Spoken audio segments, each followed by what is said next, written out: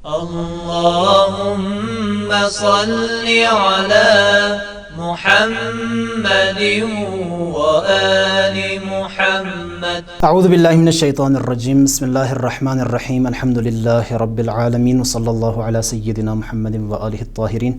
ناظرین محترم، فلسفے کے حوالے سے ہم ایک سیریز شروع کرنے جا رہے ہیں جس میں فلسفے کا تعارف اور اسلامی فلسفے کی تاریخ کے حوالے سے انشاءاللہ ہم بحث کریں گے.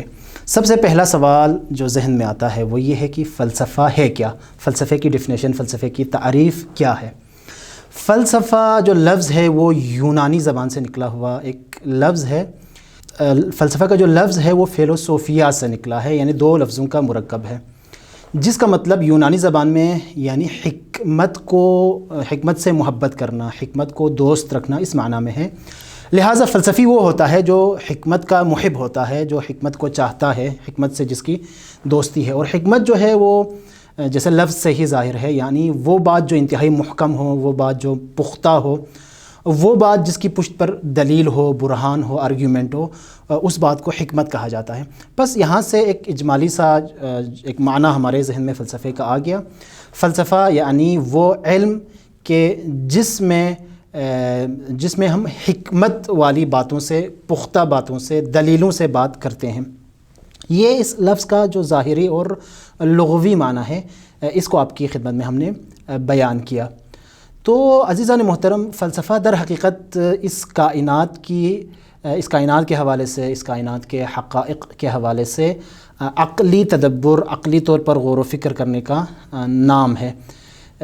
اور اس علم کے لحاظ سے اگر ہم دیکھیں تو اس علم میں ہم یہی کرتے ہیں کہ انسان کی فطرت کے اندر جو ایک چیز موجود ہے کہ فطرتاً انسان متجسس ہے اور مختلف چیزوں کے حوالے سے سوالات پوچھتا ہے، مختلف چیزوں کے حقائق جاننے کی کوشش کرتا ہے. تو اس حوالے سے اس فلسفے میں ہم عقلی بنیادوں پر، فلسفے کی جو روش ہوتی ہے وہ روش عقلی ہے. یعنی فلسفے میں ہم کسی آیت، کسی روایت، کسی تاریخی بات، کسی بزرگ کے قول سے ہم استناد نہیں کرتے، اس کو بطور دلیل نہیں لاتے، بلکہ خداوند متعال کی طرف سے انسان کو عطا شدہ جو ایک بہت بڑی نعمت ہے عقل، کہ جسے روایات میں رسول باطنی کہا گیا ہے، اس نعمت کے سہارے، اس نعمت کے ذریعے اس کائنات کے سربستہ رازوں کو ہم سمجھنے کی کوشش کرتا ہے. انسان کی فطرت میں ہے کہ وہ جب اس دنیا میں ہے، خداوند متعال نے اس کو یہ سوچ دی ہوئی ہے، عقل دی ہوئی ہے، تو اپنی عقل کے مطابق وہ سوچنا شروع کرتا ہے کہ میں کون ہوں، میں کہاں سے آیا ہوں، میری حقیقت کیا ہے، میں نے کہاں جانا ہے. تو اس طرح کے ہزاروں سوالات اس کے ذہن میں آتے ہیں اس کائنات کی حقیقت کے حوالے سے، اپنے خالق کے حوالے سے، اپنے خالق کی صفات کے حوالے سے، اس کے افعال کے حوالے سے. اس طرح کے دسیوں اور سینکڑوں اور ہزاروں سوالات انسان کے ذہن میں آتے ہیں. ان تمام سوالات کے حوالے سے انسان جب اپنی عقل کے ذریعے سے، عقلی بنیادوں پر، دلیلوں کی بنیاد پر، آرگیومنٹس کی بنیاد پر جب غور و فکر کرتا ہے تو اس پورے عمل کا نام جو ہے وہ فلسفہ ہے. اب عزیزان محترم، جو فلسفی ہوتا ہے اس کا کبھی بھی یہ دعویٰ نہیں ہے کہ میں نے اس کائنات کی تمام تر حقیقت کو میں نے پہچان لیا. ایسا کسی نے آج تک دعویٰ نہیں کیا اور نہ ہی وہ کر سکتا ہے. بس اپنی جو ایک محدود عقل ہے اور محدود جو ایک سوچ ہے، محدود جو علم ہے، اس کے مطابق اس کائنات کی حقیقت کو سمجھنے کی جو ایک عقلی کاوش ہے، اس کو ہم فلسفے کا نام دے سکتے ہیں. لہٰذا فلسفے کی روش، جس طرح سے کہا، روش عقلی ہے. اب آج کل جو فلسفہ رائج ہے ہمارے درمیان، خصوصاً عالم اسلام میں، اس فلسفے کا لفظ کہاں سے نکلا اور کہاں تک پہنچا، اس حوالے سے میں انتہائی مختصر وضاحت دینا چاہتا ہوں. عزیزان محترم، علوم کی مختلف حوالوں سے طبقہ بندی ہوئی ہے، ان کی تقسیم بندی ہوئی ہے. ایک مشہور تقسیم بندی کہ جس کی نسبت ارسطو کی طرف بھی دی جاتی ہے، ابن سینا کی کتابوں میں، فارابی وغیرہ کی کتابوں میں یہ تقسیم بندی ہمیں ملتی ہے. وہ یہ ہے کہ ان علوم، بنیادی طور پر دو قسم کے علوم ہیں ہمارے پاس. کچھ علوم حقیقی ہیں، جبکہ کچھ علوم قراردادی ہیں. اس مطلب کو سمجھنے کی ضرورت ہے. علوم حقیقی وہ علوم ہیں کہ جن میں انسان ان علوم کو اور ان حقائق کو در حقیقت کشف کرتا ہے، انسان کا اپنا کوئی عمل دخل نہیں ہوتا. اس کے مقابلے میں جو علوم قراردادی ہیں، اگر ان کو سمجھ لیں تو پہلے والے جو علوم ہیں ان کی بھی بہتر سمجھ آئے گی. اس کے مقابلے میں علوم قراردادی وہ علوم ہیں کہ جن کو خود انسان نے وضع کیا ہے، جن کی قرارداد خود انسان نے کی ہے اور انسان نے آپس میں مل کر مثلا ان علوم کی بنیاد ڈالی ہے. جس طرح سے علم صرف ہے، علم نحو ہے، علم لغت ہے، کہ مثلا لغت میں ہم نے اس چیز کا نام مثلا کتاب رکھ دیا، اگر ہم چاہتے تو کتاب کی جگہ کچھ اور نام رکھ سکتے تھے، تو یہ حقائق تبدیل ہو سکتے ہیں. جبکہ تو ان علوم کو علوم قراردادی کہا جاتا ہے. جبکہ علوم حقیقی وہ علوم ہیں کہ جن میں انسان ہو یا انسان نہ ہو، انسان اپنی سوچ کے تحت ان علوم اور ان حقائق تک پہنچے یا نہ پہنچے، وہ حقیقت اپنی جگہ حقیقت ہے، انسان صرف ان حقائق کو کشف کرتا ہے. اس لحاظ سے کچھ علوم حقیقی ہیں اور کچھ علوم قراردادی ہیں.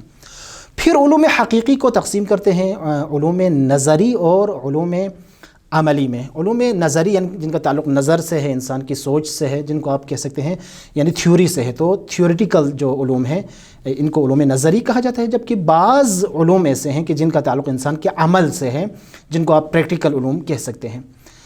تو اس لحاظ سے ایک بڑی تقسیم بندی تھی علوم کی، ایک اچھی تقسیم بندی تھی کہ جس کے تحت عزیزان محترم 3 بنیادی علوم، ریاضیات، طبیعیات اور الہیات، یہ 3 بنیادی علوم تھے کہ جن کو علوم حقیقی کہا جاتا تھا.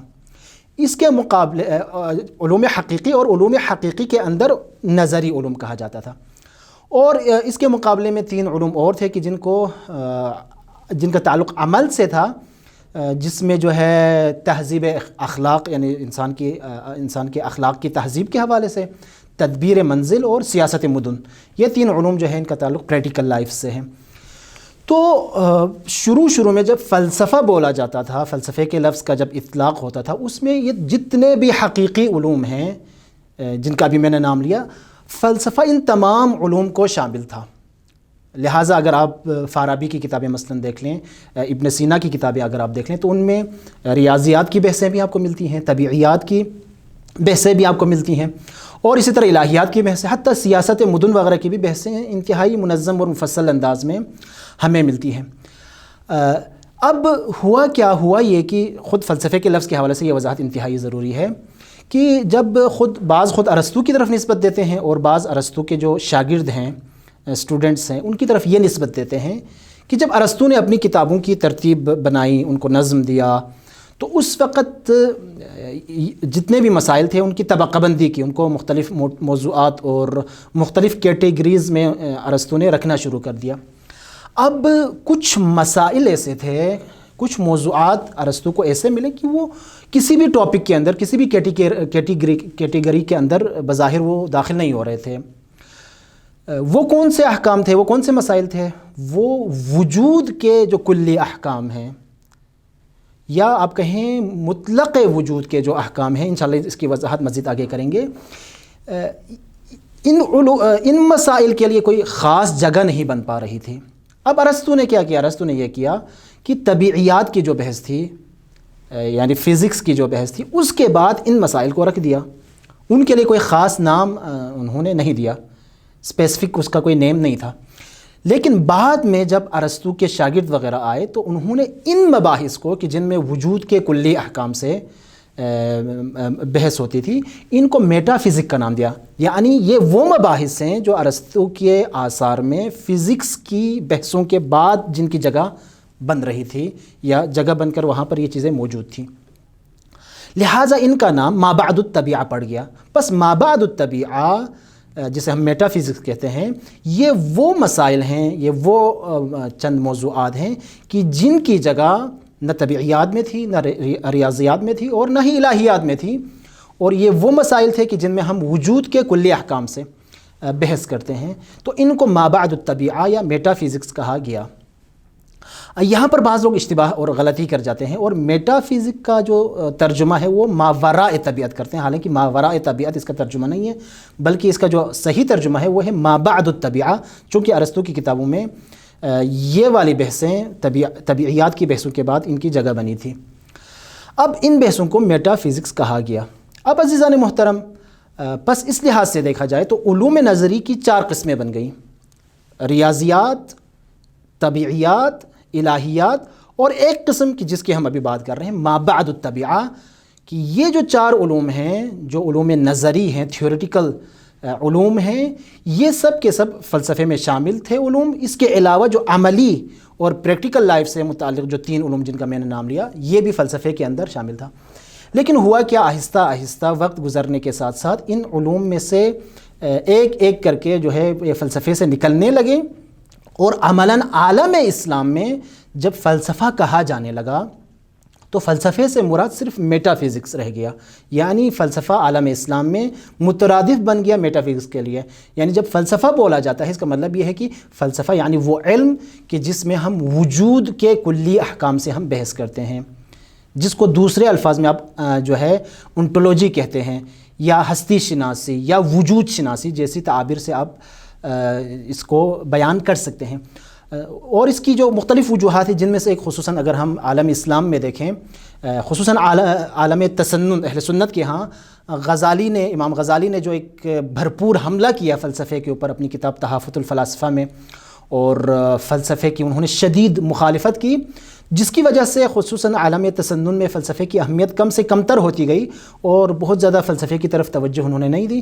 ابن رشد نے اگرچہ اس حملے کو روکنے اور دفاع کرنے اور اپنے حساب سے جواب دینے کی کوشش کی، لیکن وہ کوشش بہت زیادہ کامیاب نہیں ہو سکی، لہٰذا اہل سنت کے ہاں فلسفے کی اہمیت کم سے کمتر ہوتی چلی گئی۔ لیکن جو ہے اہل تشیع کے ہاں فلسفہ مختلف انداز میں فلسفہ جو ہے وہ پنپتا رہا اور اس کے اندر ترقی آتی گئی۔ لیکن ہوتا یہ گیا کہ ابن سینا کے بعد، اب آپ خود شیخ اشراق میں دیکھ لیں، اور اسی طرح ان کے بعد جتنے بھی فلسفی آئیں، ان میں فلسفے کا جو دائرہ تھا کہ جو پہلے تمام حقیقی علوم کو شامل تھا، وہ دائرہ تنگ سے تنگ تر ہوتا گیا، اور فلسفہ میٹا فزکس کے برابر جو ہے اس کا معنی چلا گیا۔ اور آج کل بھی جب ہم عالم اسلام میں جب فلسفے کی بات کرتے ہیں تو فلسفے سے مراد وہی میٹا فزکس لیا جاتا ہے، کہ جس میں ہم ما بعد الطبیعہ کے جو امور ہیں، البتہ یہاں ما بعد الطبیعہ سے مراد یعنی وجود کے کلی احکام سے بحث کرتے ہیں۔ اب اس لفظ کی میں ایک مختصر وضاحت بالکل دینا چاہوں گا۔ جب ہم کہتے ہیں کہ فلسفے میں ہم وجود کے کلی احکام سے ہم بحث کرتے ہیں، یا وجود بما ہوا وجود سے بحث کرتے ہیں، یا مطلق وجود سے بحث کرتے ہیں، تو اس کا مطلب کیا ہے؟ دیکھیں عزیزان محترم، ہر علم کا ایک موضوع ہوتا ہے، یعنی کوئی بھی آپ علم اٹھا کر دیکھ لیں، اس علم میں آپ ایک اسپیسیفک ٹاپک اٹھاتے ہیں اور اس ٹاپک کے حوالے سے بحث کرتے ہیں۔ مثلا مثال دیکھ لیں، آپ بایولوجی میں آپ اگر جاتے ہیں تو بایولوجی میں مثلا آپ جو جاندار ہیں، زندہ چیزیں ہیں، ان کے حوالے سے آپ مثلا بحث کرتے ہیں۔ پھر بایولوجی کے اندر آپ مزید اس کی شاخیں ہیں، مثلا آپ اس کے اندر پھر زولوجی میں جاتے ہیں تو اس میں مثلا صرف جانوروں کے بارے میں بحث کرتے ہیں، باٹنی میں جاتے ہیں تو صرف نباتات کے بارے میں بحث کرتے ہیں، میڈیکل سائنس میں آپ جاتے ہیں تو مثلا صرف انسان کا یہ جو ظاہری بدن ہے، جسم ہے، اس کے حوالے سے بحث کرتے ہیں۔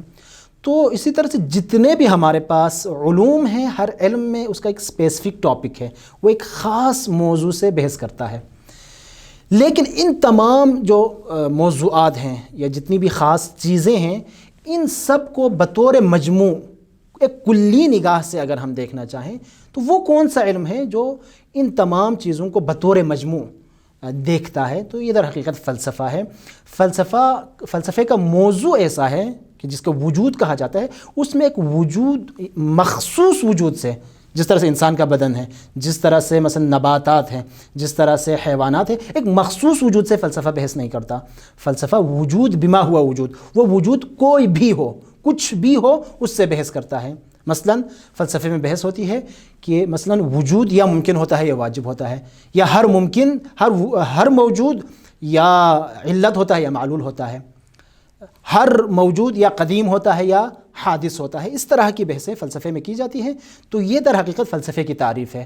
تو فلسفے میں ہم وجود کے کلی احکام، جو ایک مخصوص موجود کا حکم نہیں ہے بلکہ وہ حکم ہر موجود پر جو اس کائنات میں ہے، وہ حکم صادق آتا ہے، اس کے حوالے سے ہم بحث کرتے ہیں۔ انشاءاللہ آگے جا کر جب ہم مزید مباحث کو کھولیں گے اور فلسفی ابحاث میں جب ہم داخل ہوں گے اور جزئیات بیان کریں گے اور موضوعات کو مثلا مزید جب کھولیں گے، تو وہاں پر اس بات کی بہتر ہمیں سمجھ آئے گی کہ جب ہم کہتے ہیں کہ فلسفے میں ہم وجود بما ہوا وجود یا مطلق وجود سے جب بحث کرتے ہیں، اگرچہ آج کل مغربی فلسفے سے متاثر ہو کر اسلامی فلسفے میں فلسفے کی نئی شاخیں پیدا ہوئی ہیں، یعنی ایسا نہیں ہے کہ آج کل فلسفہ صرف وہی انٹولوجی کے برابر رہ گیا ہو، نہیں، فلسفے میں بالکل نئے ابواب اس میں کھل گئے ہیں، معرفت شناسی یعنی ایپسٹمولوجی کی بحثیں کھل گئی ہیں، اسی طرح سے فلسفہ علوم کی بحثیں انتہائی شاندار انداز میں کھل گئی ہیں، جن میں ہر علم کا جو فلسفہ ہوتا ہے وہ بیان کیا جاتا ہے، مثلا خود فلسفہ علم، فلسفہ تاریخ، فلسفہ اخلاق، فلسفہ اجتماع، اس طرح کی مختلف بحثیں، جدید بحثیں کھل گئی ہیں۔ بس خلاصہ یہ ہے کہ اس کائنات کے حوالے سے، اس کائنات کے حقائق کے حوالے سے عقلی کاوش، عقلی کوشش اور ان کو سمجھنے کے حوالے سے جو ایک عقلی کاوش ہے ہماری، اور اس کو ہم فلسفہ کہتے ہیں۔ اور عالم اسلام میں جب یہ فلسفہ شروع ہوا، اس وقت تمام حقیقی علوم کو یہ اصطلاح شامل تھی، لیکن آہستہ آہستہ اس کا دائرہ تنگ سے تنگ تر ہوتا گیا اور صرف وجود شناسی اور ہستی شناسی کو شامل رہ گیا۔ لیکن اب دوبارہ ایک نئے انداز میں فلسفے کا دائرہ پھر سے وسیع ہوتا جا رہا ہے اور اس میں بالکل نئی بحثیں شامل ہوتی جا رہی ہیں۔ انشاءاللہ اگلی بحثوں میں ہم ان تمام حوالوں سے بات کرنے کی کوشش کریں گے۔ صلی اللہ علی سیدنا محمد و آلہ الطاہرین۔